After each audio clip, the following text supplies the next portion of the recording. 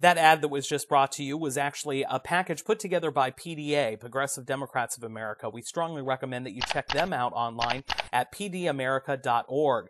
There you'll be able to plug in with a lot of different locals and really all throughout the state of Louisiana and, in fact, the country. They're doing an amazing job over there, and you should definitely check them out. I know that they'll be happy that you did.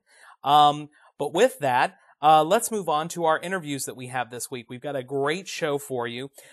First up, last week I was able to sit down with Julie Vezinot, the communications director of the Louisiana State Democratic Party. Julie and I had a great conversation, and I started off by asking her what her job entails and what she does for the party. I'm Julie Vezinot. I'm Communications Director for the Louisiana Democratic Party. My position is actually funded by the Democratic National Committee. Governor Howard Dean created the 50-state project in hoping to turn a lot of the states blue again for the 2008 presidential election.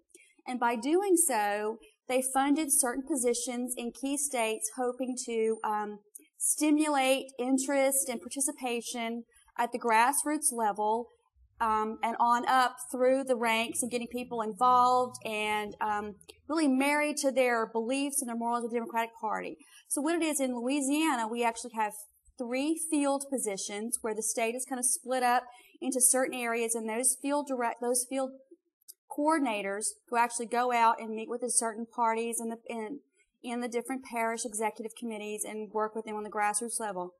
My position as communications director is really twofold. I do a communications position through the Democratic National Committee. And what it is on a daily basis, they put out information on the national level, how Bush's budget plan and how we Democrats react to that. And what I do is I kind of funnel that through our media outlets, and I tie it in where I get commentary from my party chairman and certain key Democrats, so John Smith and Lake Charles can understand, how does this Iraqi plan affect me? Well, here's what it is. And I get our chairman to really explain that. And that's what I do on the DNC level. On the state party level, I help with internal communications within the party, because oftentimes, as involved as every delegate and every participant in the party is, they don't really feel connected. And my job is to help them feel connected through information from our chairman to let them know what the state and the national level is actually doing so they can be, again, more committed to their position. And I do that by putting out press releases, putting out position papers. I'll write letters to the editor on certain key issues that affect us here in Louisiana. And I do things like this. I do interviews, and I'll do radio talk shows, and I'll do print interviews to try to communicate the position, how it affects Louisiana residents. And then, of course, I do things on the state level as well. We're very involved in Democratic candidates from the governor's race on down, and I do as much as I can to help in that respect in helping them communicate their issues.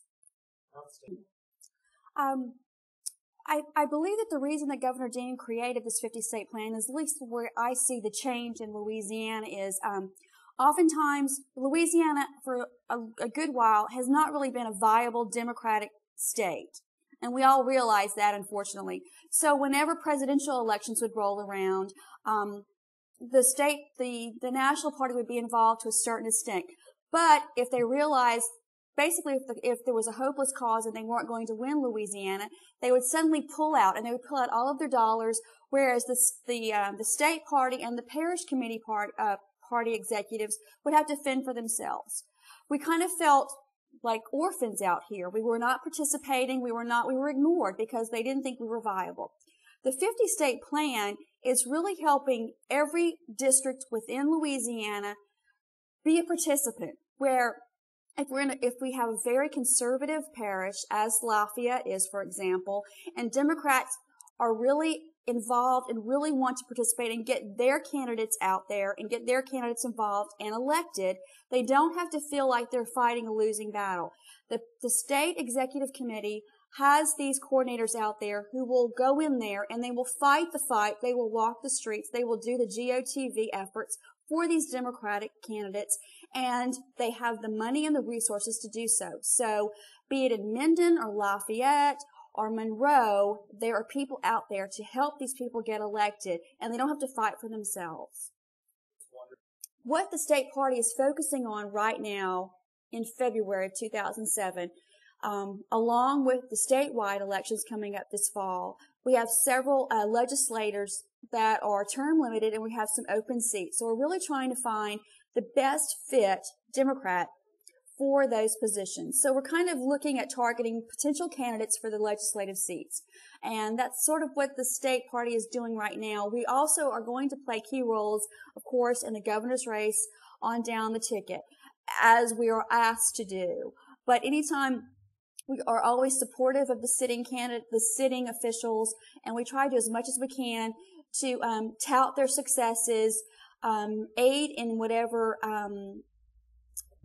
projects they're working on, for lack of a better word, and really tout their successes in a way that if they come under fire, we always have their back. I'm very passionate about living in Louisiana, loving Louisiana, and being a Democrat. And I guess years ago when I was a lot younger, I didn't understand what I did feel like the party was some essence in the Baton Rouge, and it just worked from some higher level, and we didn't really understand what it did. But being a participant now, I understand that I'm accessible, our chairman is accessible, our director is accessible, and we're open. My phone is always available. Our doors are always open to anyone who wants to just. We often have people that walk in the door and just spout their views about the Democratic Party and what they feel, and I want everyone to understand that. And I hope that people as young as 18-year-olds still in high school understand that. I feel that the Democratic Party is an important entity in Louisiana. The Democratic Party as a whole has come under fire a lot of late.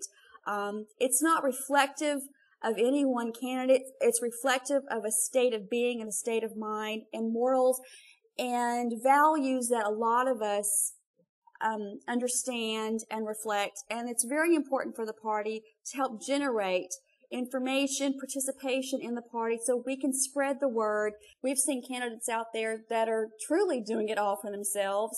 They're using certain positions, certain candidacies to further their political career, and they don't seem connected to their constituents at all. They ride those out and to see how they can further themselves. I get so upset when I hear such criticism about Governor Blanco, because we've all made mistakes, and she fully admits some of the mistakes she's made, in her tenure as governor, particularly during the Katrina and Rita episodes. But however, this woman is fully committed to the people of this state, and there's no person that can hold her against that. She has always been committed. She's a mother, she's a woman, but she's worked hard, and she will do whatever she can for the people of this state. There are people running against her who really feel like they have no connection, and I feel that it comes across. Congressman Bobby Jindal, every time I hear him, he sounds like it's a rote statement. He has the same statement in the same manner over and over again. Sure, he's an intelligent person, and I'm sure he has some great attributes, but I don't feel the connection. I feel the coldness that he has, that he's got some master plan to fix everything, and I don't see that, and I hope voters see that too, that he has jumped really from position to position to position, all in the betterment of his political career, not necessarily for the betterment of the people of Louisiana. And unfortunately, he's riding in the shadow of Governor Blanco has done this and this and this badly. I'm the better person. This is what I can do for you. And I don't think it's a fair fight. And I think Governor Blanco has extreme achievements that she can tout, and she can ride that out. And there are Republicans out there who are fighting against her tooth and nail. And I think in the end, she will come out victorious, because she truly has achieved a great deal for the state of Louisiana. And we're sort of riding out the shadow of Katrina and Rita right now. And I think some people are still in that fog of recovery right now. But I think if they really look at her achievements, they'll see that she's the better person for the position. I feel like the Louisiana's Republican delegation, Senator Vitter, Congressman Bostanning, and Congressman Jindal, they live in a bubble. They have been successful businessmen. They don't understand what the working men and women, and I've done it, have done to struggle on minimum wage. They cannot understand that, and they do not represent the people of Louisiana. Louisiana hovers around 19% poverty level. That's hundreds of thousands of people living in this state barely making it. When I see people making minimum wage, trying to support a family of 3 or 4 or more, it's really insane. And yet they want to hold us down. They don't want us to succeed because they've never had to struggle. They have had successes in their lives. They've never understood what it is like to make $5.35 an hour, flipping burgers or cleaning houses or cleaning offices or doing whatever it can to get food in their children's mouths. These do not represent the people of Louisiana. The voters need to understand that it's not them against us. It is about who is going to take care of these people, bring us out of the 50th of every list that we are listed on. And it's not these people who are trying to get tax cuts for their super rich friends or themselves just to save face. Absolutely. I grew up in a family who was Democrat, but I don't think I did that just to follow suit. I've always been passionate about being involved, and I come from a working family. I was a single working mother, and I know what it is to struggle, and I know what it is when people take advantage of certain positions they have and don't really look out for their fellow man and woman. And I understand that the Democratic Party is all about that. We're about the working men and women. We're about good homes, good jobs, good paying jobs, educating our children, feeding our children, providing our children with health care. And I believe in that wholeheartedly. I was one of those people that couldn't wait till I turned 18 so I could have the opportunity to vote. I can remember my first election that I voted in was a city judgeship that a friend of mine's father was running in. And I couldn't wait to run in there and pull that lever because it made so much to me that one vote mattered. And that's what the Democratic Party is all about. They don't take for granted that any one vote is going to be cast aside as the other party seems to do. They don't look at a certain sector about money or anything like that. The party is about the people, and I will always believe that, and I think that's why I am a Democrat. Thanks, Julie. You did a great job. We're very happy to have you on our team playing for the progressive angle of things. We hope that you will give Julie a shout out. Let her know how she did on the show. Drop her an email by visiting the website.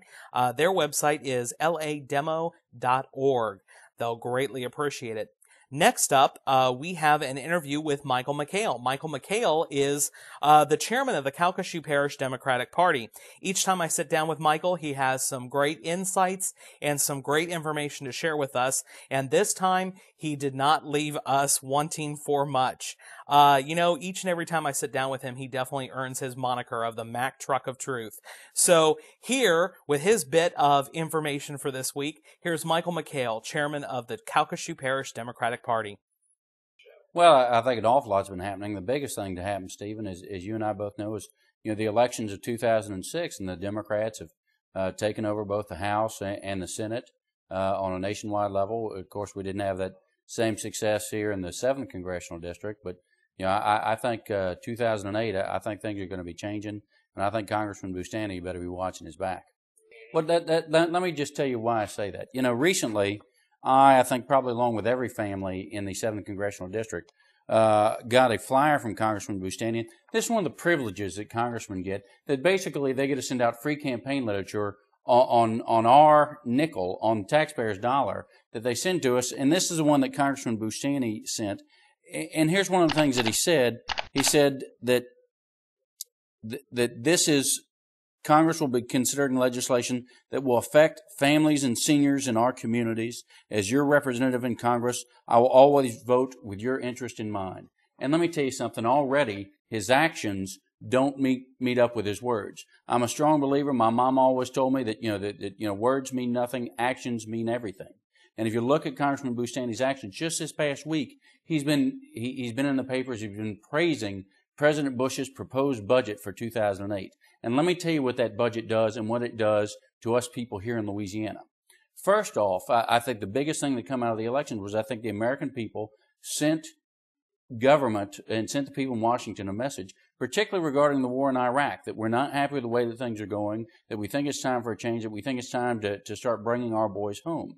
Well, President Bush's budget, basically what it does is increases spending for the war in Iraq by $256 billion. That's billion with a B.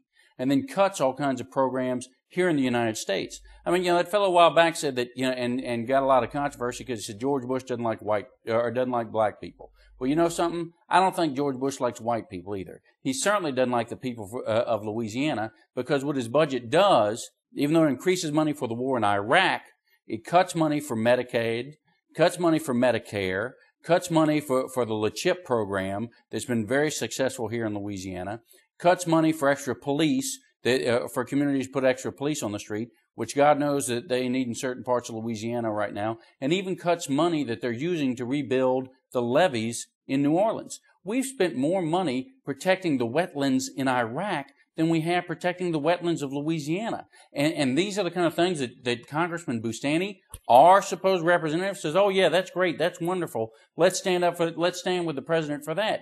Look, what he's saying is, look, let's stand with the president and let's stand against the people of Louisiana. Let's stand against the working families. Let's stand against the seniors who need Medicare and Medicaid. Let's stand against the children who need LeChip.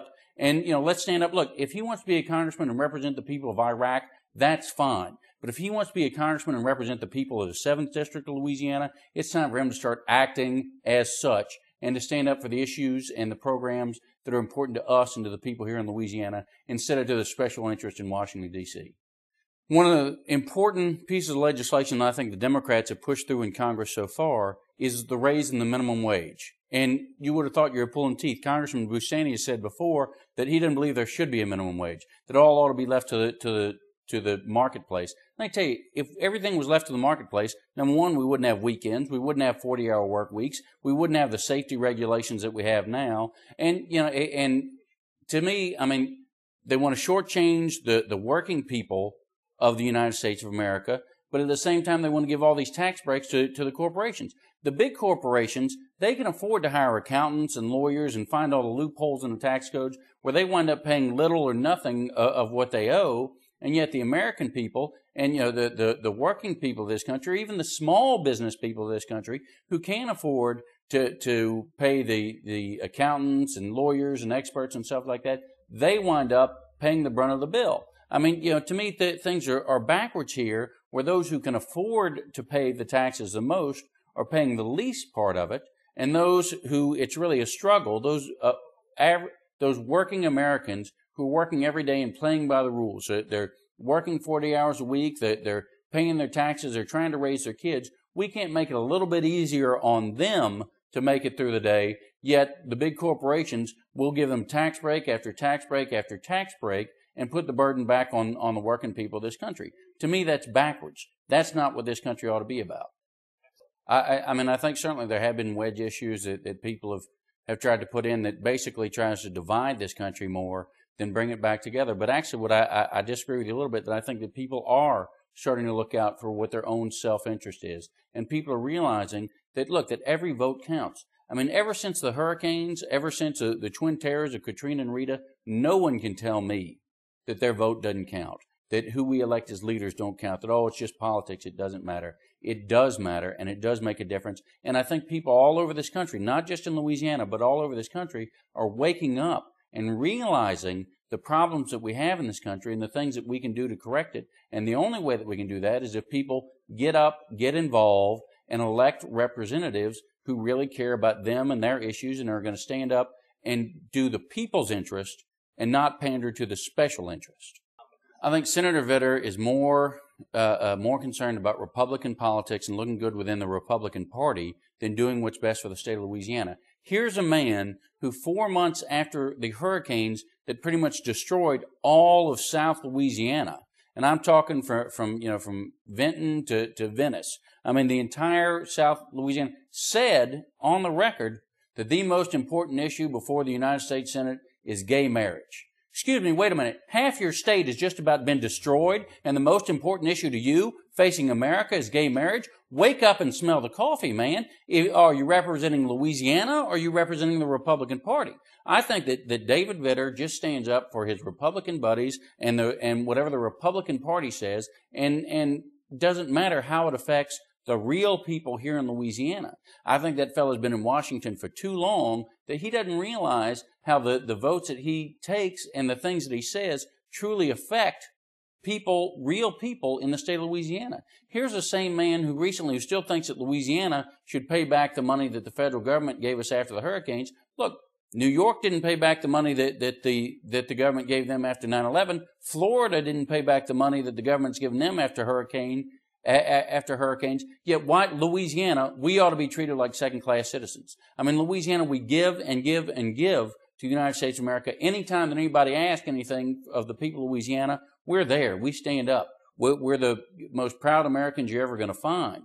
But anytime that anything's asked, that Louisiana asks for anything from the federal government, we get the short end of the stick. I mean, if David Vitter really cares about the people of Louisiana, he needs to stand up and just say, look, all we want is what's fair.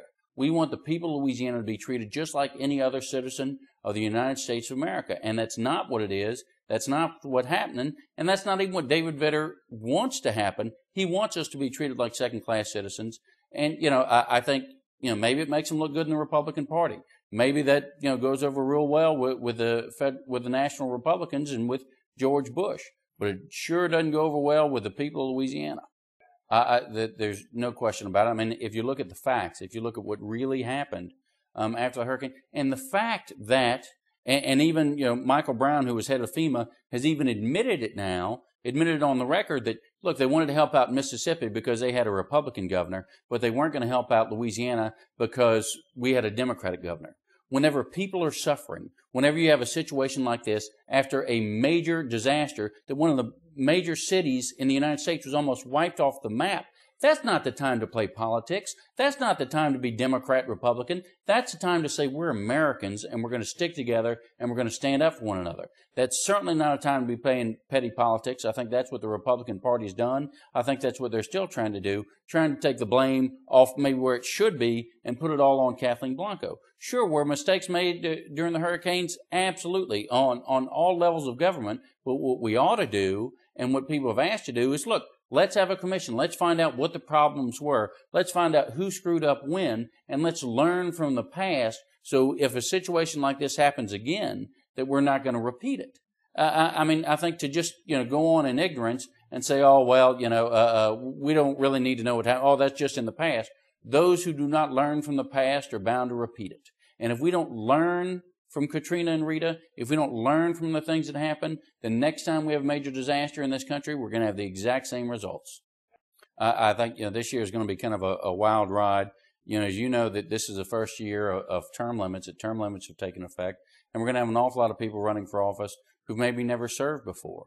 But to me, this is a chance for us to stand up and say, hey, look, we're not happy with the direction the state's going in. We want to go in a new direction. But look, educate yourself about the candidates. Talk to the candidates. Call them up. And if you find a candidate who believes in the things that you believe in, and you think they'd be a good leader and take Louisiana in the right direction, get involved in their campaigns. I mean, contribute money, contribute time, but get involved. The only way that we're going to make a difference in Louisiana, the only way that we're going to turn things around in Louisiana, and the only way that we're really going to recover from what's going on in Louisiana is if we all get involved and take part in it and take an ownership interest in our state and say, hey, look, you're going to have to answer to the people of Louisiana, not just the insurance companies, not just the oil companies. You're going to have to answer to the people of Louisiana, because Louisiana isn't the oil companies. Louisiana isn't the insurance companies. Louisiana isn't just the big business. What makes a difference in Louisiana is the people of Louisiana. And if you want to be elected in the state of Louisiana, you have to respond to the people, and you have to stand up for the people and look out for their interest and not the special interest. I'm a Democrat because I was born and raised a Democrat, because I've always cared about people, and I think that I was always taught that for those of us who've made it up the economic ladder, it's not what we should do or what you ought to do, But what you have to do, if you've made it up the economic ladder, is to then reach your hand down and help the next guy up. That I think, a rising tide lifts all boats, but it's our duty as Americans. What makes America great is not, 2 cars and a white picket fence. What makes America great is that the next generation will have more opportunity than the generation that came before it. And to me, being a Democrat is working on providing that opportunity for the next generation. Just, Stephen, I just really want to commend you for the job that you do, not just with your TV show, but in all the activities that you take part in the state of Louisiana, and I think nationally. I think that you're doing a wonderful job, and I want you to know that even in Calcasieu Parish that we're very proud of you, and we're really glad to have you on our side. Thank you so much, Michael and Julie. We greatly appreciate you taking the time out of your busy schedules to sit down and meet with us. I know that I speak for our audience and for our team member here on Blue Mondays when I say that the information you provided was invaluable and encouraging. So thank you so much for that. But regretfully, that is all the time we have for this week. We want to remind you that Blue Mondays is on here each and every Monday night on AOC Channel 15 here in Acadiana. You can also then check us out online where we're at each and every week as well on our YouTube page at youtube.com/AOC Blue Mondays. There you'll be able to see all of the different recaps of our shows from the past and check out our most current show. We usually have those uploaded for you by Tuesday morning. We also would like to remind you to click on over to the Advertiser's website tomorrow at theadvertiser.com. There you can click on my photograph and be able to read my weekly column called The Left Blog. And with that, we greatly appreciate you taking and spending part of your week with us. We hope that the information we presented to you tonight was informative and helpful. And with that, we hope to see you back next week. But until then, do take care of each other. Good night.